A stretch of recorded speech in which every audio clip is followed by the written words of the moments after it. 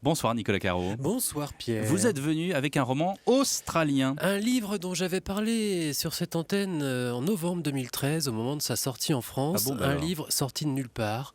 Une vie entre deux océans. C'est le titre, signé M.L. Stedman, et finalement des millions d'exemplaires vendus partout dans le monde. Il s'est pas trompé le Caro. Eh ouais, j'ai le nez, qu'est-ce que vous voulez. Une adaptation au cinéma avec Michael Fassbender quand même. Le film sort aujourd'hui.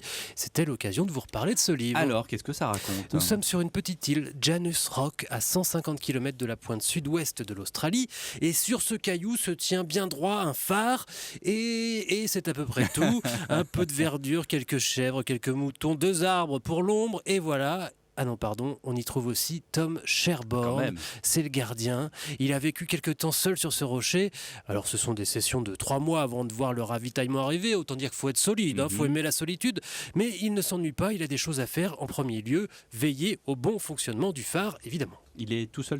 Au début, oui, mais il a rencontré Isabelle lors d'une des rares périodes de vacances hors de son île. Ils se sont mariés et vivent maintenant tous les deux sur l'île. Ils sont très heureux, avec une ombre au tableau quand même. Ils n'arrivent pas à avoir d'enfants. Bon. Mais un jour, un bateau, une sorte de barque, s'échoue sur la petite plage de l'île.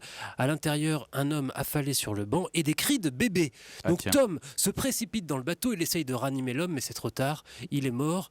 Caché sous des linges, il découvre donc un enfant. C'est une fille. Il la tend à Isabelle qui, en 4 secondes, l'adopte comme sa propre fille. Et ils vont la garder. Et oui, ils prennent ça comme un signe du destin et ils oublient de penser à la famille de la petite. Peut-être a-t-elle une mère qui l'attend quelque part.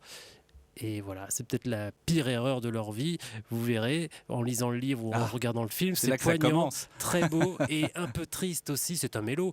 En tout cas, il faut le lire. Pour la version film, je ne l'ai pas encore vu, mais si j'en crois la bande-annonce, ça m'a l'air très bon aussi. Et c'est un film européen en plus. En Une plus. vie entre deux océans de M.L. Stedman. Merci Nicolas.